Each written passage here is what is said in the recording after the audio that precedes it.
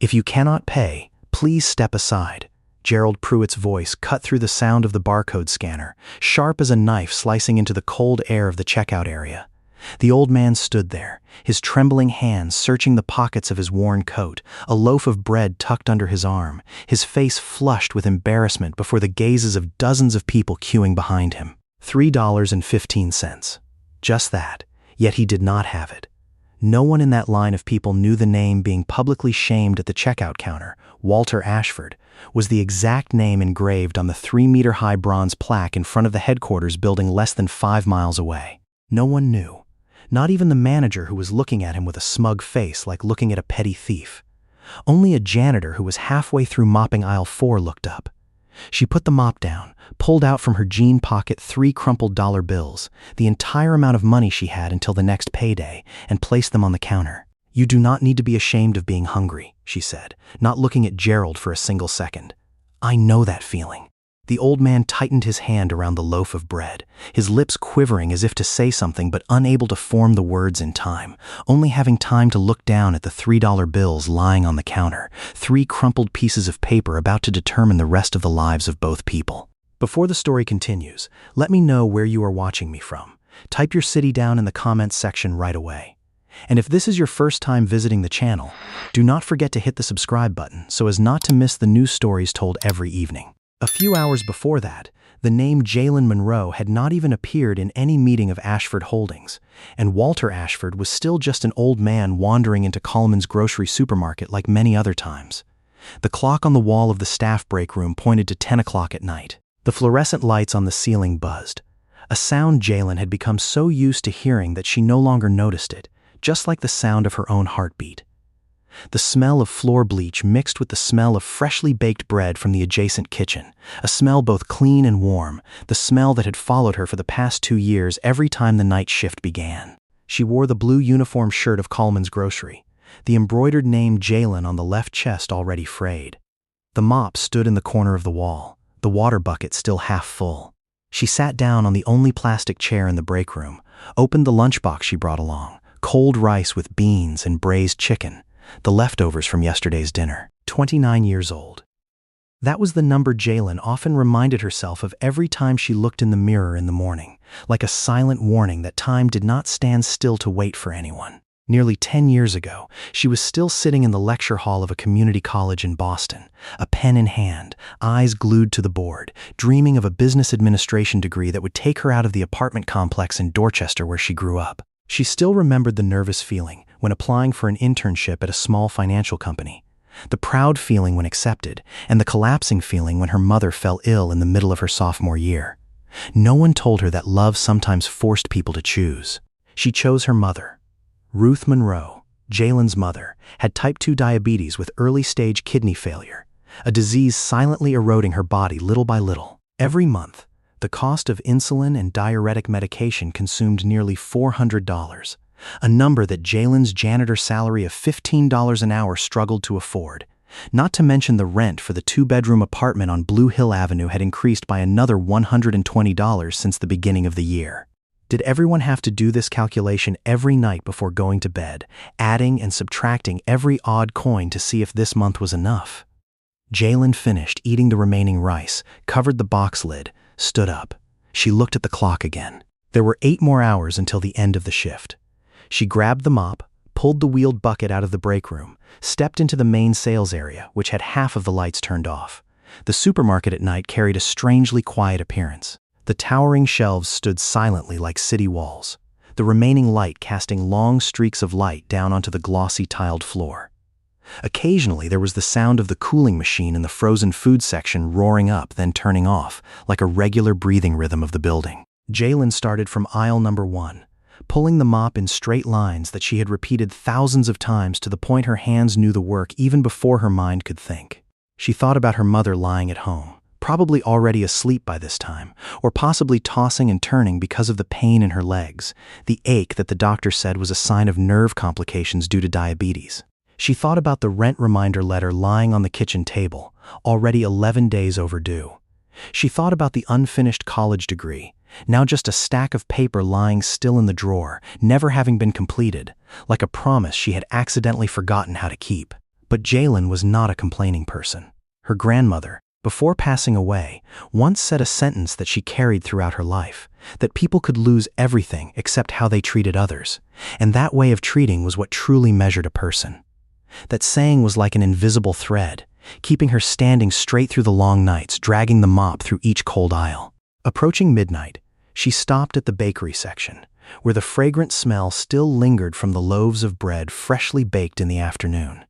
She looked at the nearly empty row of shelves, with only a few white loaves of bread lying lonely in paper bags. $3.15 a loaf. She calculated in her head, if she bought one loaf tonight, the remaining amount of money in her wallet would not be enough for the bus back home tomorrow morning. She shook her head, laughed to herself, then pushed the mop bucket further towards the checkout counter area. The automatic doorbell rang in the distance, signaling a customer walking in even though it was nearly closing time. Jaylen glanced in that direction out of professional habit, just to make sure no one spilled anything that needed her to mop up additionally. An elderly man walked slowly through the glass door, his gait slightly limping, an arm draped with an old gray sweater, his head wearing a felt hat with a frayed brim. He stopped at the bakery section, stood for quite a long time before the nearly empty row of shelves, his trembling hands picking up a white loaf of bread, turning it back and forth as if considering something more important than the price printed on the label.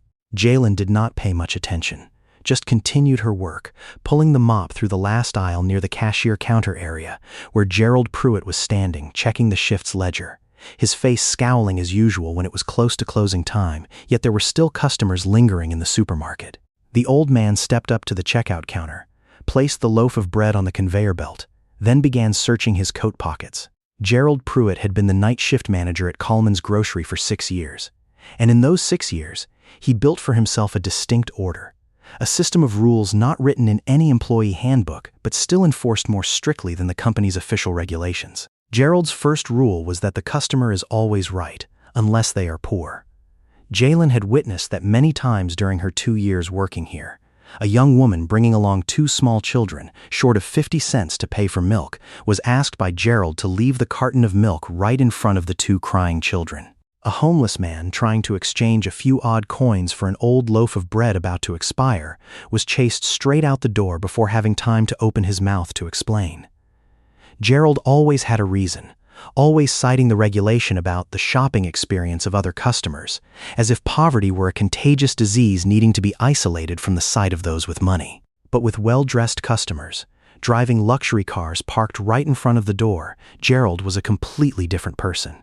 His voice softened significantly, his smile widened, ready to call the warehouse manager out to the spot to help find a rare wine or an imported cheese.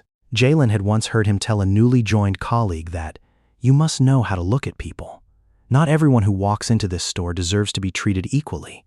She had never agreed with that, but she also had never been in a position to speak up. She just quietly did her part of the work, keeping her eyes cast down on the floor, and told herself that there were battles not hers to fight.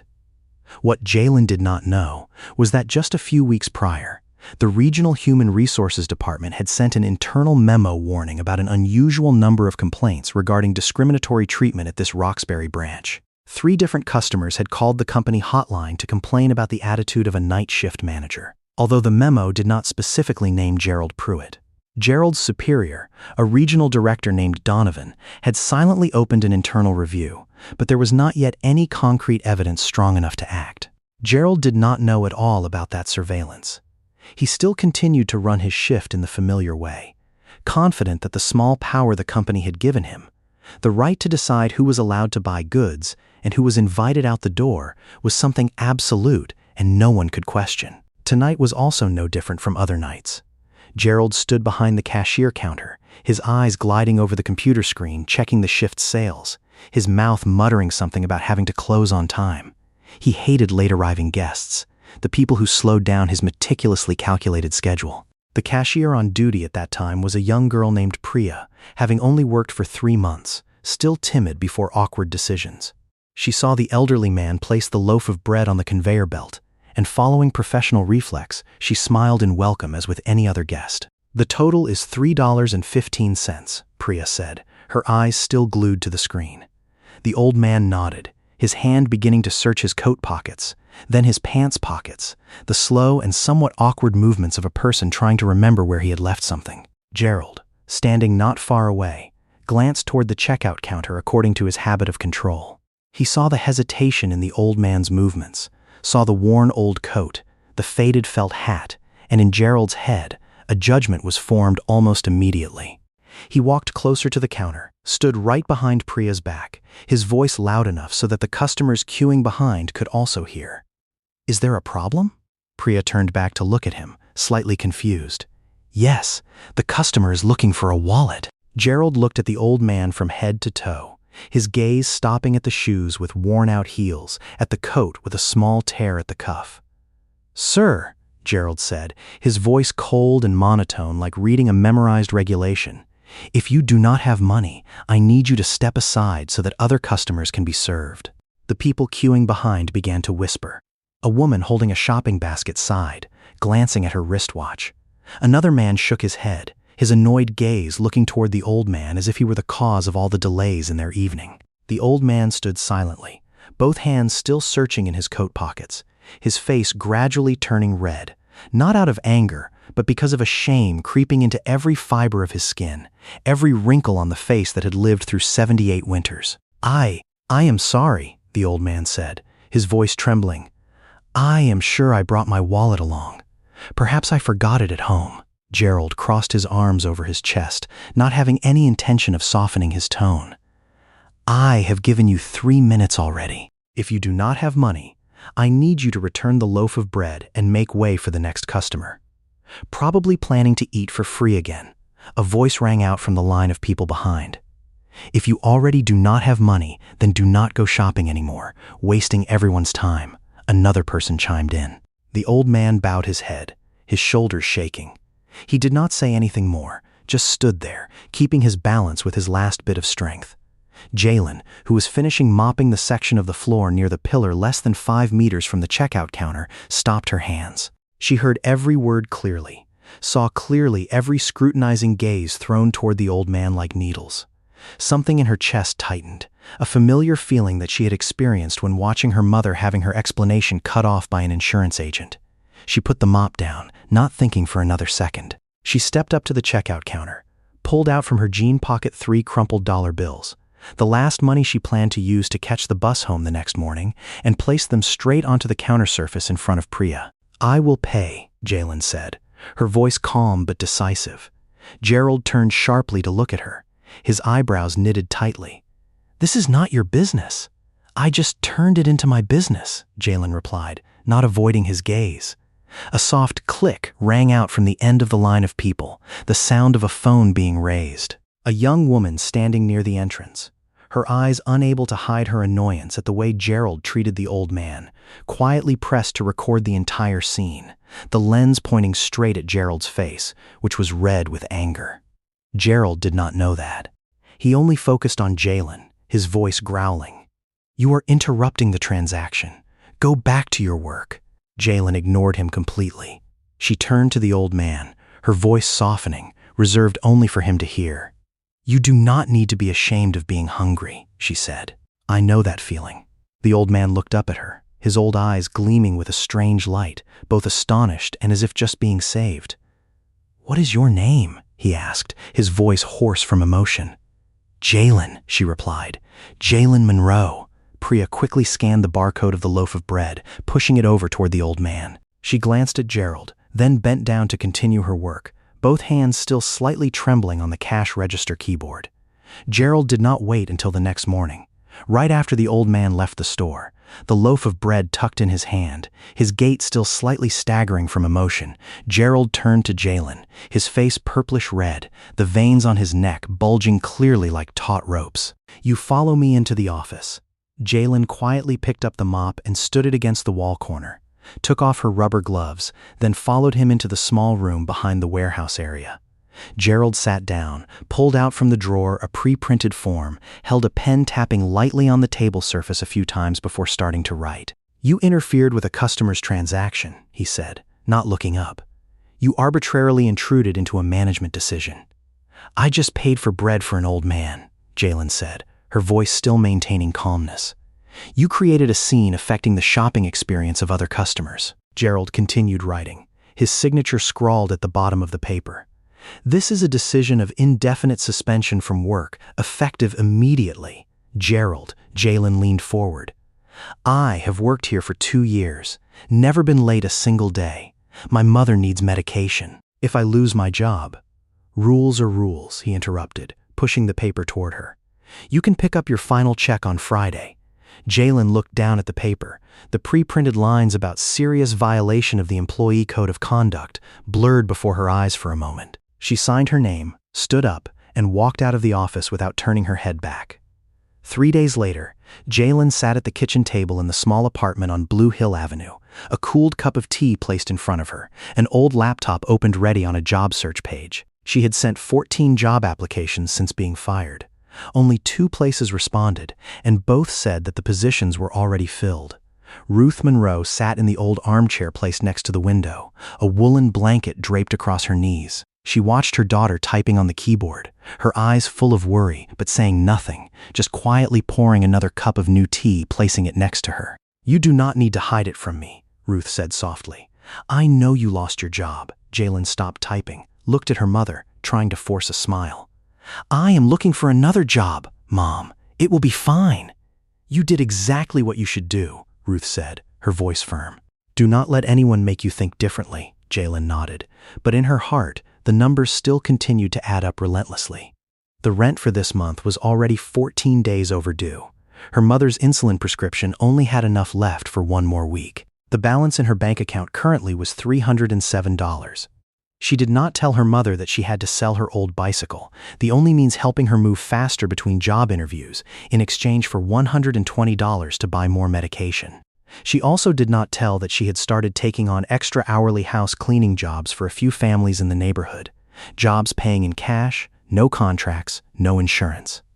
According to a report by the United States Bureau of Labor Statistics, nearly 40% of American workers do not have enough $400 in backup cash for a sudden emergency. Jaylen was one of them, and she knew this clearly not because she had read any report, but because she lived it every day, in every meticulous calculation before going to bed.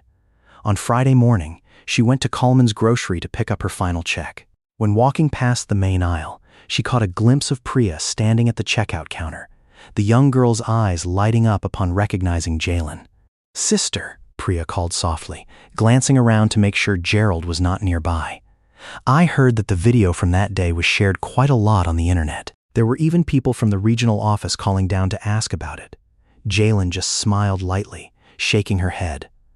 "I do not watch it. It is not important anymore." She received the check, thanked Priya, then walked out of the store for the last time. That evening, when Jaylen was sitting by the kitchen table recalculating the budget for next month, the ringing sound of the old landline phone hanging on the kitchen wall rang out suddenly, a rare sound because almost no one called that number anymore except marketing companies. Jaylen let the bell ring one more time before stepping over to pick up the receiver. "Hello? Excuse me, may I speak to MS? Jaylen Monroe?" A middle-aged male voice, polite, somewhat more formal than the junk calls she usually received. "Yes, this is me. My name is Marcus Ashford. I am calling on behalf of my father, Mr. Walter Ashford." The man paused for a beat, as if waiting for that name to create some reaction in her. Jaylen frowned, trying to remember if she had heard this name anywhere before. "Sorry, I am not sure I know you. 4 days ago, at Coleman's Grocery Supermarket," Marcus said, "you paid for a loaf of bread for an old man. That old man is exactly my father." Jaylen stood still, her hand tightening around the receiver. In her head reappeared the image of the elderly man with the frayed brim felt hat, his eyes gleaming with a strange light when she placed $3 on the counter. "The old man, is he all right?" she asked. "He is perfectly fine," Marcus replied, "but he has talked about you for the past 4 days, ceaselessly. We really want to meet you, if you have time." The house of the Ashford family was located on a quiet street in Brookline, less than 8 miles from the Roxbury area where Jaylen grew up, but seemed to belong to a completely different world. Jaylen stood before the iron gate, her hand tightening around her handbag strap, a feeling of being lost creeping into her heart. The door opened before she could press the doorbell. "You, thank God, it is really you." Walter Ashford stood there, no longer with the worn old coat and faded felt hat, but a high-quality sweater set, but his face still kept the warmth that Jaylen remembered from that night. He grasped her 2 hands. "Come inside, please, come inside." The large living room with tall bookshelves touching the ceiling, a stone fireplace burning lightly. Marcus stood near the window, a tall, thin figure, but when he shook Jaylen's hand, that handshake was sincere and did not have any superiority at all. "You sit down," Walter said. "I have a few things to say to you." "Do you know who I am?" Walter asked. "I only know you are Master Marcus's father," Jaylen replied honestly. I did not look up anything further. A slight smile bloomed on Walter's lips. "I am the founder of Ashford Holdings," he said. "That night, I went out alone, without bringing an assistant, without bringing a wallet, just because I wanted to go buy a few things by myself like a normal person." Jaylen stayed silent, trying to digest what she had just heard. "You do not need to say anything," Walter continued. "I just want you to understand that night, you did not help any poor old man. You helped a stranger, not knowing who that person was, not expecting anything in return. That is exactly the thing that makes me unable to forget." Marcus stepped closer, sat down on the opposite chair. "Miss Monroe, we have a proposal we want to offer you. Management trainee position," Marcus said, "in the executive development program of Ashford Holdings. You will be directly trained, working alongside strategic departments and reporting straight to me." Jaylen laughed, a short and confused laugh. "I am a janitor," she said. "I have not worked in an office since my internship in college. I do not have any management experience." "Skills can be taught," Walter said, his voice firm like nailing down every word. "But that night you stood at the checkout counter. You showed me something no school can teach. Integrity. The kind of integrity that makes a person willing to give all their last $3 to a stranger. That thing either inherently exists in a person or never does." Jaylen looked down at her 2 hands, the calluses from 2 years of holding a mop. She thought of her mother sitting at home, of the bills piling up on the kitchen table. "I agree," she said, her voice still trembling but decisive. 3 weeks later, Jaylen stepped into the main lobby of the Ashford Holdings building for the first time as an employee. The marble floor reflected the bright ceiling lights. The transparent glass elevator took her up to the 22nd floor. Not everyone welcomed her with friendly eyes. "Who is she? A janitor?" A whispering voice rang out from the corner of the meeting room right at the first orientation session. She did not turn back, just sat straight-backed, eyes looking toward the projection screen. The head of the Community Project Development Department, a man named Terrence Cole, had worked at Ashford Holdings for 8 years. He had gone through countless sleepless nights preparing reports, missed his daughter's birthdays due to weekend meetings, sacrificed almost everything to gradually climb each step of his career ladder. The project director position, the thing he had silently aimed for over the past 2 years, now seemed to be slipping out of his grasp just because of a woman newly joined into the company for less than a month. "She does not even know how to use the company's project management software," he said to the colleague next to him, his voice full of sarcasm.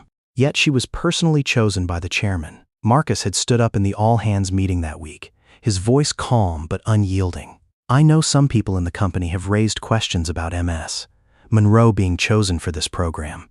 She was chosen because she demonstrated something that no resume, no grades, no internship can prove. She demonstrated character.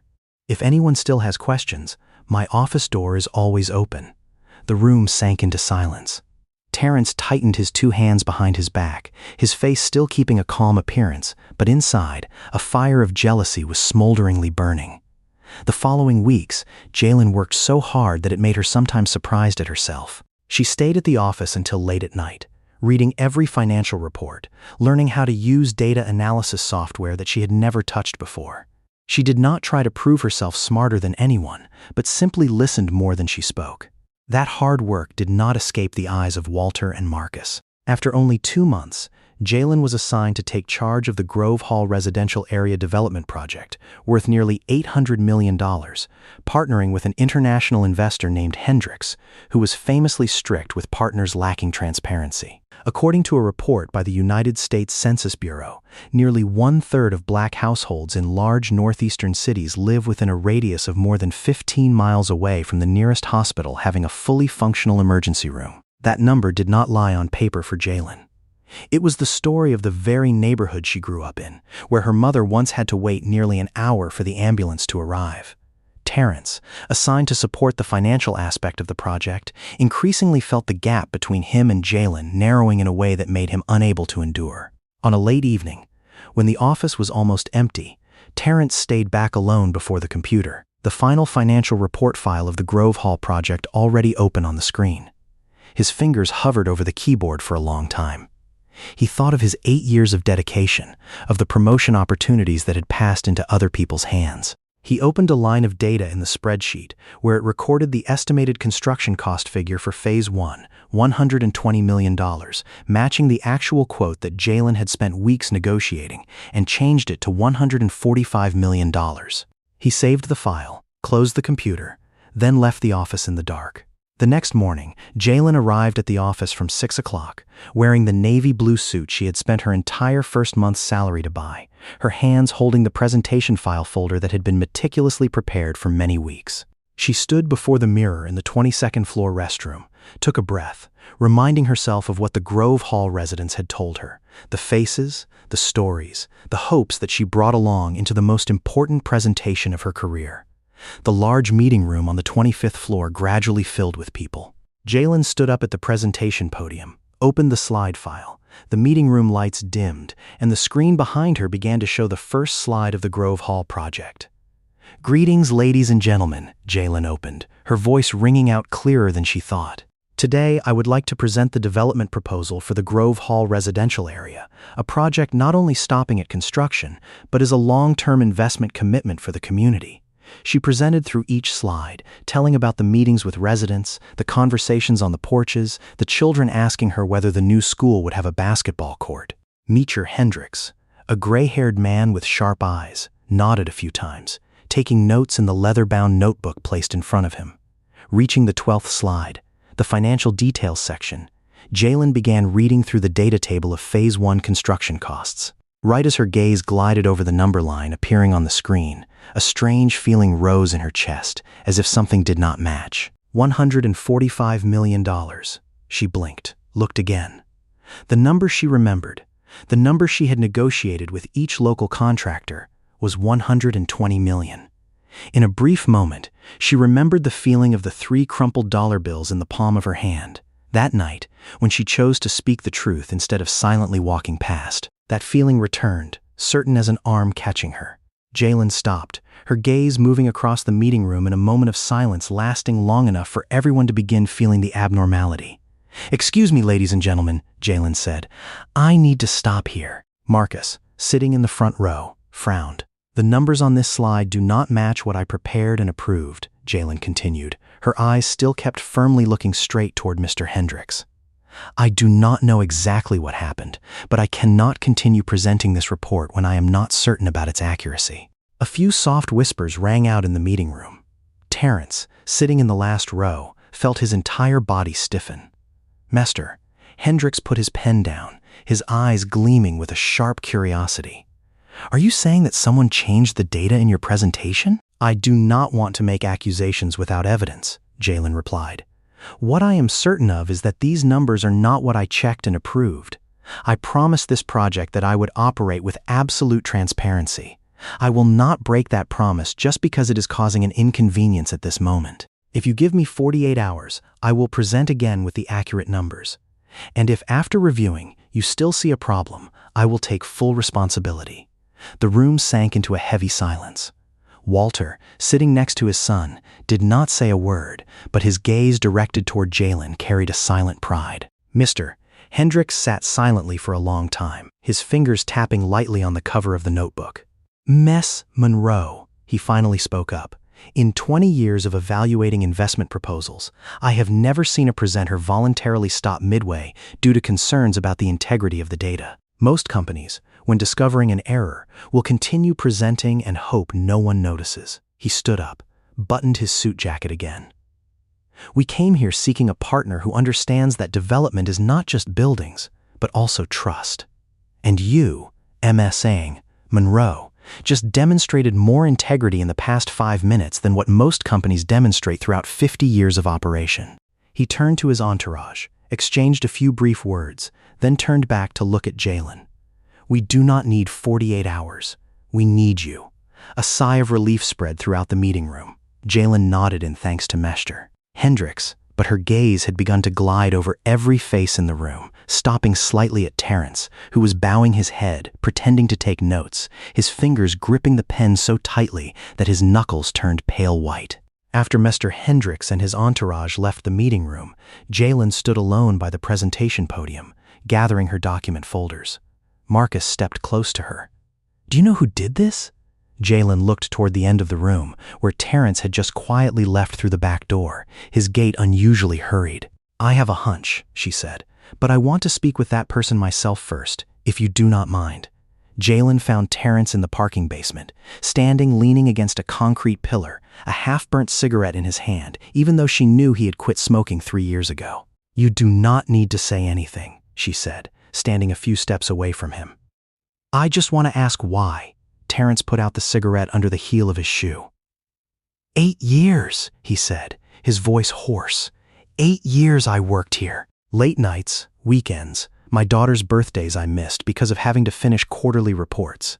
Then you appeared, not even 6 months, and all the doors just like that opened in front of you. "I did not take anything from you," Jaylen said. "Misher. Walter chose me because one night I did what I thought was right, not because I stole anyone's credit." "You took away my future," Terrence replied, his voice breaking a little. "No," Jaylen shook her head. "You gave it away yourself, right at the moment you chose to sabotage instead of confronting me." Terrence stayed silent for a long time. "What are you planning to do? Report it to Marcus?" "You have not eaten anything all day today, right?" she asked, her voice unexpectedly softening. Terrence looked up at her, surprised by that out-of-place question. "How do you know?" "Because I used to be like that too," she said, worried to the point of forgetting to eat. "Why are you being kind to me after what I have done?" he asked, his voice choking up. "Because kindness is not something people have to deserve to receive," Jaylen replied. "It is a choice, and I know how the feeling of being scared to the point of losing one's own self is like." She let him stay silent to think. "I will not report this matter to Marcus, but you must go meet him yourself, confess, and take responsibility." Terrence went to meet Marcus the next morning, voluntarily confessing the entire matter. He was not fired, but was transferred to a lower position for 6 months, accompanied by a requirement to participate in a retraining program on professional ethics. The news about Gerald Pruitt came to Jaylen in an accidental way, a few weeks later when she met Priya again at a coffee shop near the Roxbury area. Priya told that the video recording the scene of humiliating the old man at the checkout counter, after spreading in the area, had reached the hands of the regional director Donovan himself, who had already been silently reviewing discrimination complaints at the branch from before. The review expanded, and during the process of checking Gerald's ledgers, the audit department also discovered an additional illegal commission he had received from a frozen food supplier for many years. Gerald was fired immediately, his name mentioned in an internal notice sent to the entire supermarket chain system in the Northeast region. "Do you feel relieved?" Priya asked, lightly stirring her cup of coffee. Jaylen thought for a moment. "Not relieved because he was punished," she said, "but relieved because the system finally also recognized the thing that a janitor like me had seen for a very long time." According to a report by the Center for Labor Economic Research, less than 4% of retail and service employees have ever formally complained about the abusive behavior of power by direct managers, mostly out of fear of losing their jobs. Right in the first month of taking on the new position at the Community Development Department, Jaylen proposed an independent internal reporting hotline, where any lower-level employee could also speak up without fear of being retaliated against.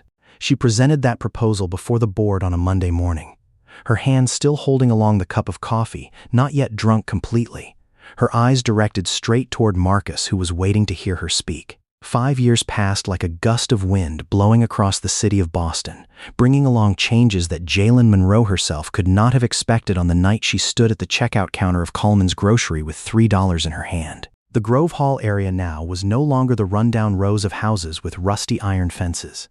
A new elementary school sprang up with an outdoor basketball court, a community clinic open 6 days a week, and affordable apartments lining the street that had been forgotten for 3 decades. Ruth Monroe now lived in a small 2-bedroom house on a quiet street in Mattapan, under both her and Jaylen's names.